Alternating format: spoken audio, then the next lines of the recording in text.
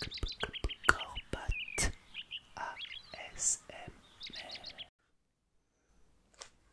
Hey, coucou, c'est Corbat. Bienvenue dans cette nouvelle vidéo de lecture chuchotée du Petit Prince.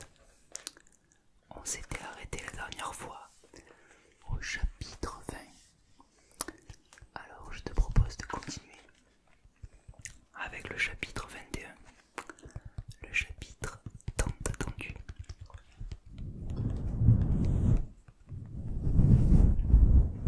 Je crois que nous allons rencontrer un renard.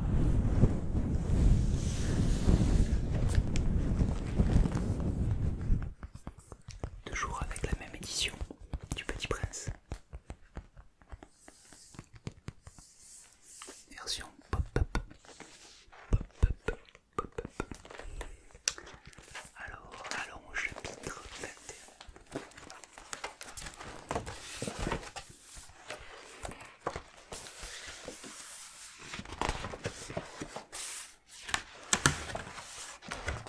L'histoire d'accélérer.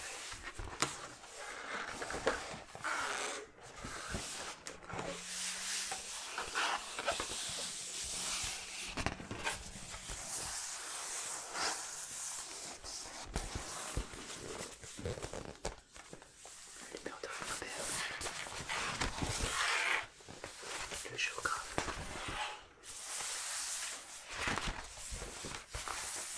le serpent, les roses. C'est le chapitre 21. Chapitre 21.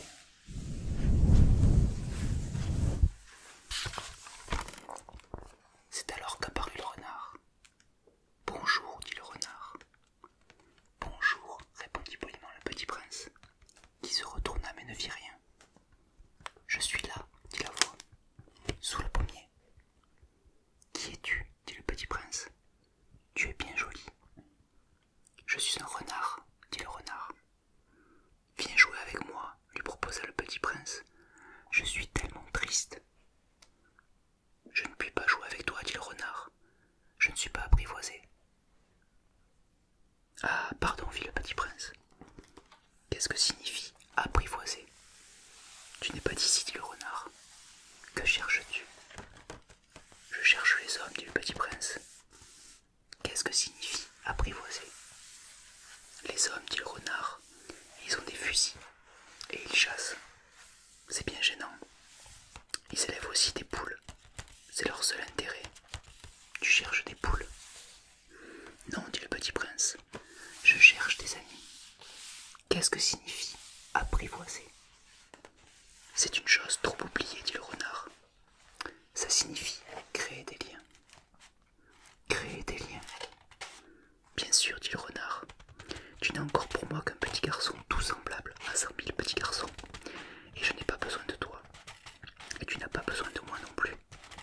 Je ne suis pour toi qu'un renard semblable à 100 000 renards. Mais si tu m'apprivoises, nous aurons besoin l'un de l'autre. Tu seras pour moi unique au monde. Je serai pour toi unique au monde. Je commence à comprendre, dit le Petit Prince. Il y a une fleur. Je crois qu'elle m'a apprivoisé. C'est possible, dit le renard. On voit sur la terre toutes sortes de choses. Oh, ce n'est pas la terre, dit le Petit Prince. Le renard parut très intrigué. Sur une autre planète? Oui. Il y a des chasseurs sur cette planète-là? Non. Ça, c'est intéressant. Et des poules? Non. Rien n'est parfait, soupira le renard. Mais le renard revient à son idée. Ma vie est monotone. Je chasse les poules, les hommes me chassent. Toutes les poules se ressemblent et tous les hommes se ressemblent. Je m'ennuie donc un peu. Mais si tu m'apprivoises, ma vie sera comme ensoleillée.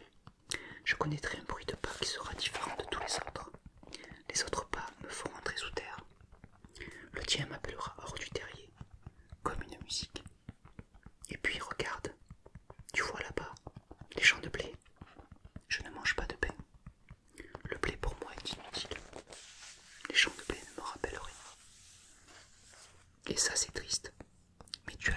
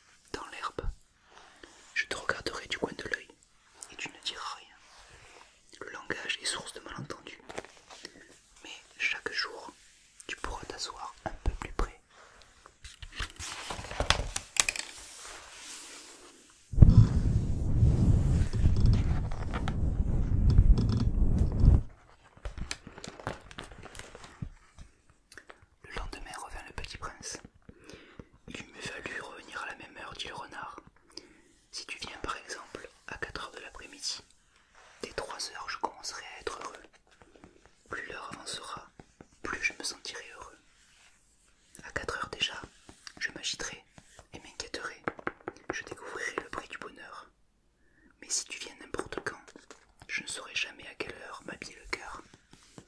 Il faut des rites. Qu'est-ce qu'un rite, dit le petit prince. C'est aussi quelque chose de trop oublié, dit le renard. C'est ce qui fait qu'un jour est différent des autres jours, une heure des autres heures. Il y a un rite par exemple chez mes chasseurs. Ils dansent le jeudi avec les filles du village. Alors le jeudi est un jour merveilleux. Je vais me promener jusqu'à la vigne. Si les chasseurs dansaient n'importe quand, les jours se ressembleraient tous, et je n'aurais point de vacances. Ainsi le petit prince apprivoisa le renard, et quand l'heure du départ fut proche, « Ah, dit le renard, je pleurerai. »« C'est de ta faute, dit le petit prince, je ne te souhaitais point de mal, mais tu as voulu que je t'apprivoise. »« Bien sûr, dit le renard. »« Mais tu vas pleurer, dit le petit prince. »« Bien sûr, dit le renard. »« Alors tu n'y gagnes rien. »« J'y gagne, dit le renard, à cause de la couleur du blé. » Puis il ajouta, « Va voir les roses, tu comprendras que la tienne est unique au monde. Tu reviendras me dire adieu, et je te ferai cadeau d'un secret. » Le petit prince s'en fut revoir les roses.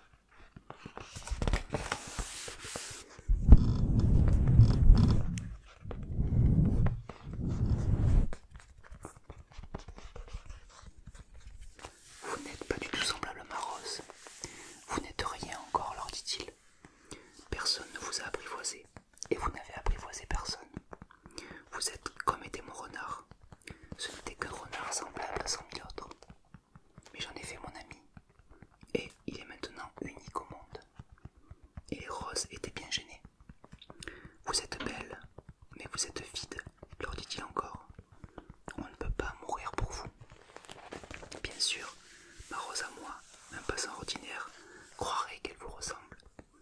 Mais à elle seule, elle est plus importante que vous toutes, puisque c'est elle que j'ai arrosée, puisque c'est elle que j'ai mise sous globe, puisque c'est elle que j'ai abritée par le paravent, puisque c'est elle dont j'ai tué les chenilles, sauf les 2 ou 3 pour les papillons, puisque c'est elle que j'ai écouté se plaindre, ou se vanter, ou même quelquefois se taire, puisque c'est ma rose. Et il revint vers le renard. Adieu, dit-il. Adieu, dit le renard. Voici mon secret, il est très simple. On ne voit bien qu'avec le cœur. L'essentiel est invisible pour les yeux.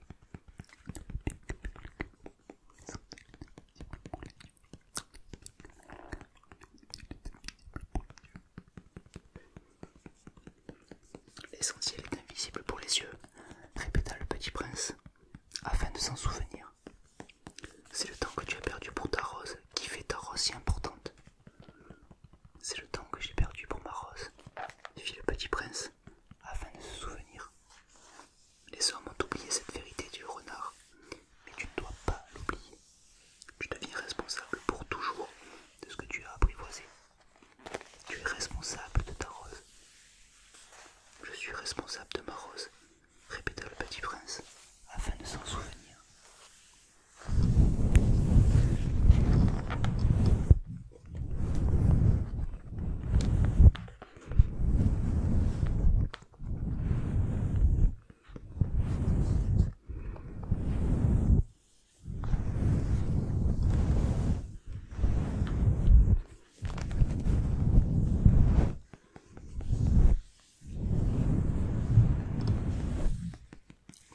Chapitre 22. Chapitre 22. Bonjour, dit le petit prince. Bonjour, dit l'écuyeur. Que fais-tu ici, dit le petit prince. Je trie les voyageurs par paquet de 1000, dit l'écuyeur. J'expédie les trains qui les emportent, tantôt vers la droite, tantôt vers la gauche. Et un heure rapide illuminé, grondant comme le tonnerre, fit trembler la cabine d'aiguillage. Ils sont bien pressés, dit le petit prince. Que cherche-t-il? L'homme de la locomotive l'ignore lui-même, dit l'écuyeur. Et gronda, en sens inverse, un deuxième rapide illuminé. Ils reviennent déjà, demanda le petit prince. Ce ne sont pas les mêmes, dit l'écuyeur. C'est un échange.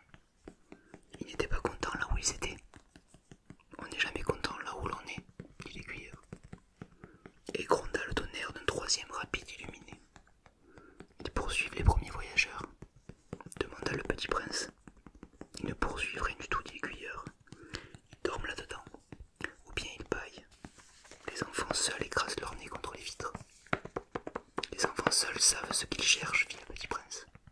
Ils perdent du temps pour une poupée de chiffon, et elle devient très importante, et si on la leur enlève, ils pleurent.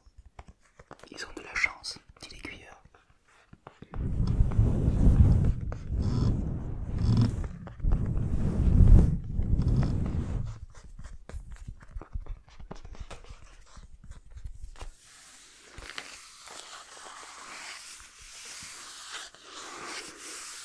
Chapitre 23. Chapitre 23. Bonjour, dit le petit prince. Bonjour, dit le marchand. C'était un marchand de pilules perfectionnées qui apaise la soif. On en avale une par semaine et on n'éprouve plus le besoin de boire. Pourquoi vends-tu ça, dit le petit prince. C'est une grosse économie de temps, dit le marchand. Les experts ont fait des calculs. On épargne 53 minutes par semaine. Et que fait-on de ces 53 minutes? On en fait ce que l'on veut. Moi, se dit le petit prince, si j'avais 53 minutes à dépenser, je marcherais tout doucement vers une fontaine.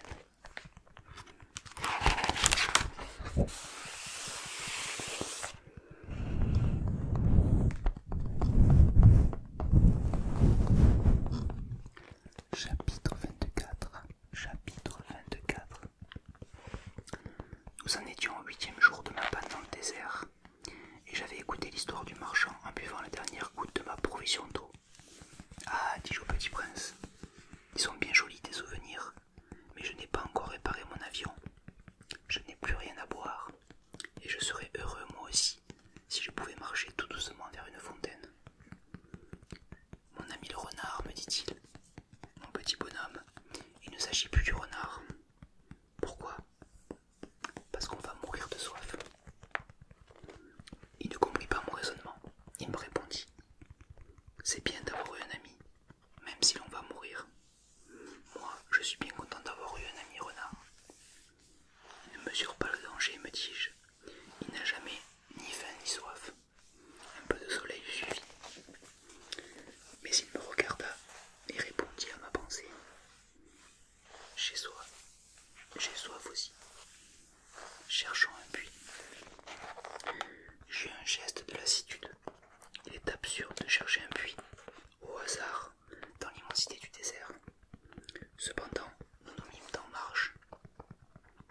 Quand nous eûmes marché des heures, en silence, la nuit tomba et les étoiles commencèrent de s'éclairer. Je les apercevais comme un rêve, ayant un peu de fièvre à cause de ma soif. Les mots du petit prince dansaient dans ma mémoire. « Tu as donc soif, toi aussi ?» lui demandai-je. Mais il ne répondit pas à ma question. Il me dit simplement « L'eau peut être aussi bonne pour le cœur. » Je ne compris pas sa réponse, mais je me tus. Je savais bien qu'il ne fallait pas l'interroger. Il était fatigué. Il s'assit. Je m'assis auprès de lui. Et après un silence, il dit encore « Les étoiles sont belles, à cause d'une fleur que l'on ne voit pas. » Je répondis « Bien sûr. » Et je regardais, sans parler, les plis du sable sous la lune. Le désert est beau, ajouta-t-il. Et c'était vrai, j'ai toujours aimé le désert. On s'assoit sur une dune de sable, on ne voit rien, on n'entend rien, et cependant quelque chose rayonne en silence. Ce qui embellit le désert, dit le petit prince, c'est qu'il cache un puits quelque part. Je fus surpris de comprendre soudain ce mystérieux rayonnement de sable. Lorsque j'étais petit garçon, j'habitais une maison ancienne, et la légende racontait qu'un trésor y était enfoui. Bien sûr, jamais personne n'a su le découvrir, ni peut-être même ne l'a cherché. Mais il enchantait toute cette maison. Ma maison cachait un secret au fond de son cœur.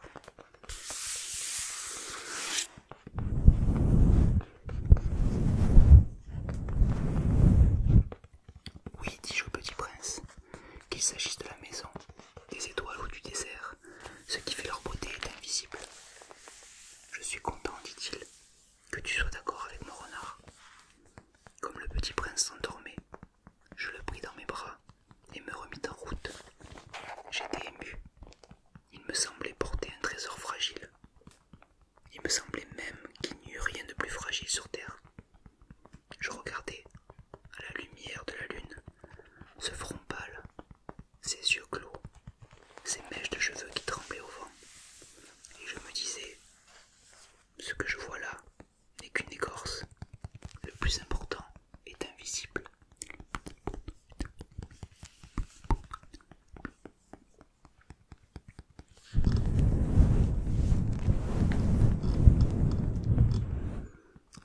comme ses lèvres entr'ouvertes ébauchaient un demi-sourire, je me dis encore, ce qui m'émeut si fort de ce petit prince endormi, c'est sa fidélité pour une fleur. C'est l'image d'une rose qui rayonne en lui, comme la flamme d'une lampe, même quand il dort. Et je le devinais plus fragile encore. Il faut bien protéger les lampes, un coup de vent peut les éteindre. Et, marchant ainsi, je découvris le puits au lever du jour.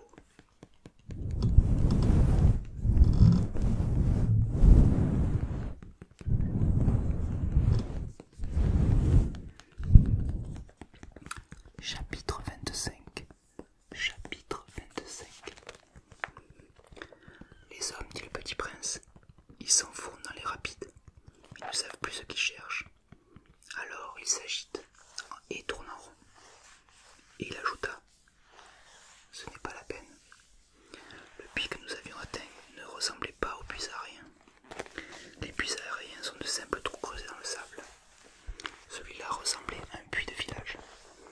Mais il n'y avait là aucun village, et je croyais rêver. C'est étrange, dis-je au petit prince. Tout est prêt. La poulie, le seau et la corde. Il rit, toucha la corde, fit jouer la poulie. Et la poulie gémit comme gémit une vieille girouette quand le vent a longtemps dormi. Tu entends, dit le petit prince, nous réveillons ce puits, et il chante. Je ne voulais pas qu'il fît un effort. Laisse-moi faire, lui dis-je, c'est trop lourd pour toi. Lentement, je hissai le seau jusqu'à la margelle. Je lui installai bien d'aplomb.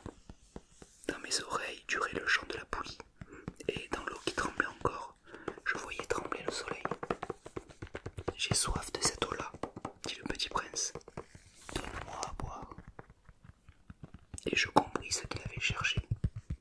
Je soulevai le seau jusqu'à ses lèvres. Il but, les yeux fermés. C'était doux comme une fête. Cette eau était bien autre chose qu'un aliment. Elle était née de la marche sous les étoiles, du chant de la poulie, de l'effort de mes bras. Elle était bonne pour le cœur.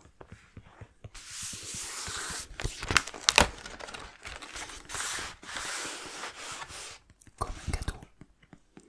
Lorsque j'étais petit garçon, la lumière de l'arbre de Noël, la musique de la messe de minuit, la douceur des sourires faisaient ainsi tout le rayonnement du cadeau de Noël que je recevais. Les hommes de chez toi, dit le petit prince, cultivent 5000 roses dans un même jardin, et ils n'y trouvent pas ce qu'ils cherchent. Ils ne le trouvent pas, répondis-je. Et cependant ce qu'ils cherchent pourrait être trouvé dans une seule rose, ou un peu d'eau. Bien sûr, répondis-je, et le petit prince ajouta, mais les yeux sont aveugles, il faut chercher avec le cœur. Il faut chercher avec le cœur.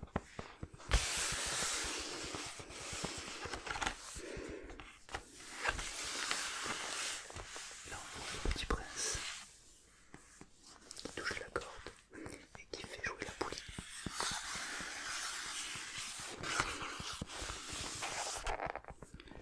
J'avais bu, je respirais bien. Le sable au lever du jour est couleur de miel. J'étais heureux aussi de cette couleur de miel. Pourquoi fallait-il que j'eusse de la peine? Il faut que tu tiennes ta promesse, me dit doucement le petit prince, qui, de nouveau, s'était assis auprès de moi. Quelle promesse? Tu sais, une muselière pour mon mouton. Je suis responsable de cette fleur. Je sortis de ma poche mes ébauches de dessin. Le petit prince les aperçut et dit en riant, des baobabs, des baobabs. Ils ressemblent un peu à des choux. Oh, moi qui étais si fier de mes baobabs. Ton renard, ses oreilles, elles ressemblent un peu à des cornes, et elles sont trop longues. Et il rit encore. Tu es un juste petit bonhomme. Je ne savais rien dessiner que les bois fermés et les bois ouverts. Oh, ça ira, dit-il, les enfants savent. Je crayonnai donc une muselière, et j'eus le cœur serré en la lui donnant. Tu as des projets que j'ignore. Mais il ne répondit pas. Il me dit,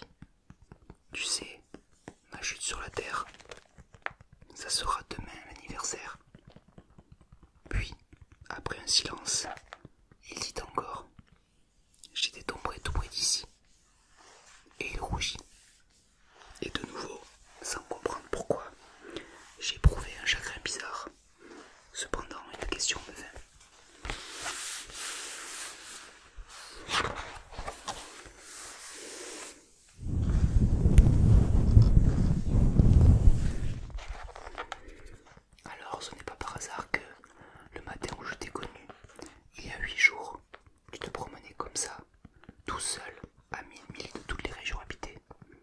Tu retournais vers le point de ta chute. Le petit prince rougit encore. Et j'ajoutais en hésitant. À cause, peut-être, de l'anniversaire. Le petit prince rougit de nouveau. Il ne répondait jamais aux questions. Mais quand on rougit, ça signifie oui, n'est-ce pas? Ah, lui dis-je, j'ai peur. Mais il me répondit, tu dois maintenant travailler. Tu dois repartir vers ta machine. Je t'attends ici. Reviens demain soir. Mais je n'étais pas rassuré. Je me souvenais du renard. On risque de pleurer un peu si l'on se laisse apprivoiser. On risque de pleurer un peu si on se laisse apprivoiser. On risque de pleurer un peu si on se laisse apprivoiser.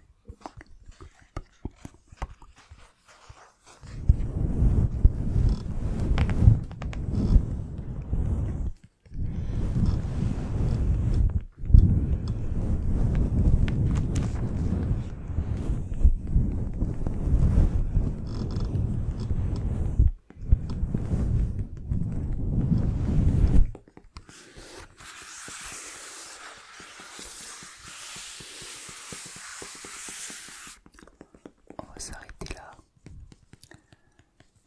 Garde la fin pour une dernière vidéo. J'espère que ça t'a bien détendu.